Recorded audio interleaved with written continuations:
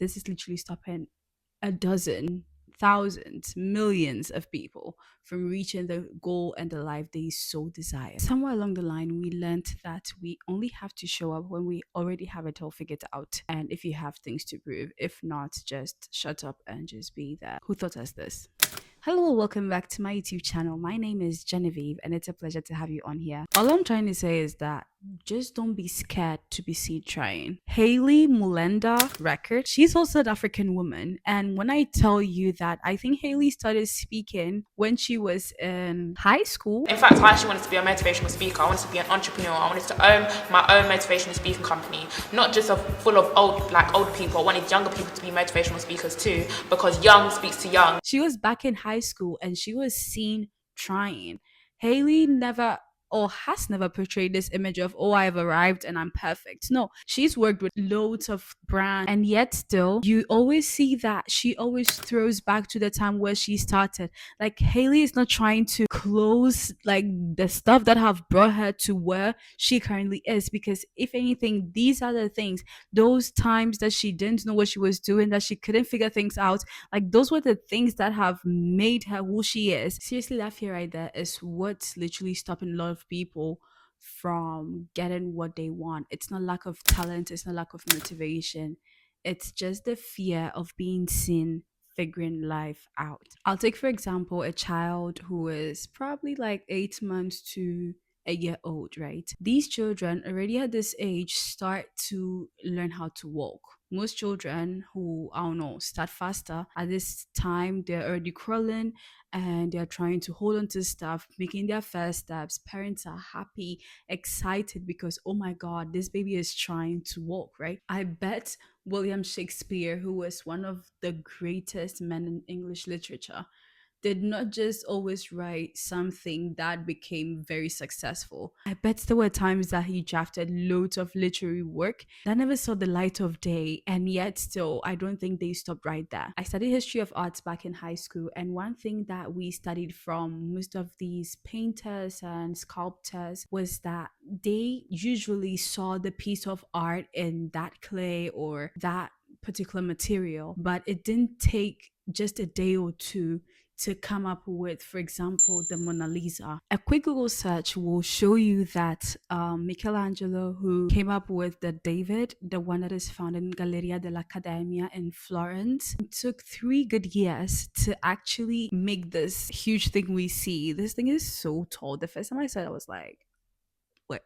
A human being made this, like it took him years. I don't even want to know how much time it took him to scrape unnecessary stuff off, mold, break things off, add things on, like all the ups and downs. These people took years, if not days, hours. It took them time to actually come up with what we see and appreciate today. They made mistakes, there were awkward moments, there were countless drafts, but they still showed up every day and every time. Did they receive criticisms? Of course they did. I think it was harder because if you were a painter, that's what you did for a living. So you literally had to show up every time at work. If not, you wouldn't eat. If like the state commissioned you to paint, I don't know, whatever it was, you had to show up and do it, because if you were scared of your critics, then you wouldn't eat at night. So then you still had to show up. But in today's society, if somebody is like insulting you on social media because you did something or showed something that they thought, I don't know, for whatever reason, it's like you didn't have to. You could just quit social media. Like you could just log out of Instagram for a month or two and people literally forget about you. Not always, but yeah. Anyway, back to us. Every single person you admire, they were once bad at the thing you now respect them for. They just had the courage to be seen before they were ready. They were seen trying, they were seen asking questions, they made mistakes, they adjusted in real time. And yes, some people probably judged them, some people probably laughed at them, some people definitely doubted them, but those people, they weren't moving anywhere. To be seen trying in public is not actually bad. Now, I'm not saying that put all of your business, to be precise, out there on the internet, because no, if anything, I would advise you to be very mindful what you put on the internet, because baby, the internet never forgets. When you're seen trying, that you are just trying to say that, hey,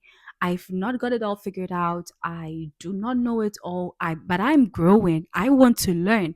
Like I'm asking the questions I need to ask. If there's one person that really inspires me in this aspect, it's Dr. V Kativu. Hi, I'm Vika Tivu, Oxford and Harvard graduate, United Nations Young Leader, UNICEF consultant, charity director, and a full-time PhD. And she's probably like 25 years old. Like, I follow her on LinkedIn as well. So sometimes, she's posting like, oh, I have a dissertation to present and I'm writing about 50,000 words.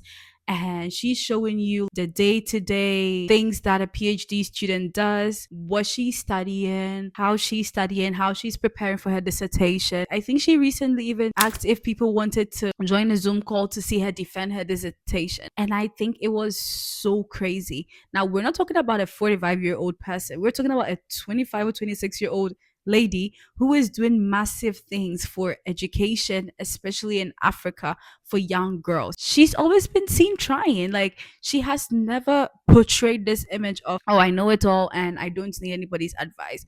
From a Christian's perspective, I think that the waiting season, as sometimes we call it, actually builds. It builds character, it builds perseverance. We can rejoice too when we run into problems and trials, for we know that they help us develop endurance, and endurance develops strength of character, and character strengthens our confident hope of salvation. And so, if you're holding back on trying something new, be it content creation, be it going back to school after years of not studying, be it starting a relationship, meaningful relationship. I'm not only talking about amorous relationships, I'm talking about even platonic relationships, or your relationship with God, like sharing the faith and all that. You don't have to have it all figured out. You can start now with the little you have. You don't have to know it all. You don't need permission to begin. This video is your reminder that you could start now, because actually that's how everything meaningful begins. There's a saying I heard growing up: if you know anything about gold, you would know that gold is that precious stone that you do not find just anywhere and anyhow. You actually need a lot of equipment to dig down into the soil or rocks, whatever, to get the gold. And if anything, it's not easy. Most people don't do it because if you don't have the resources to do it, you just don't do it, right? I will be digging gold, which is information, accurate information, and I will be presenting them to you on this channel. So come back soon and let's see if we find more gold.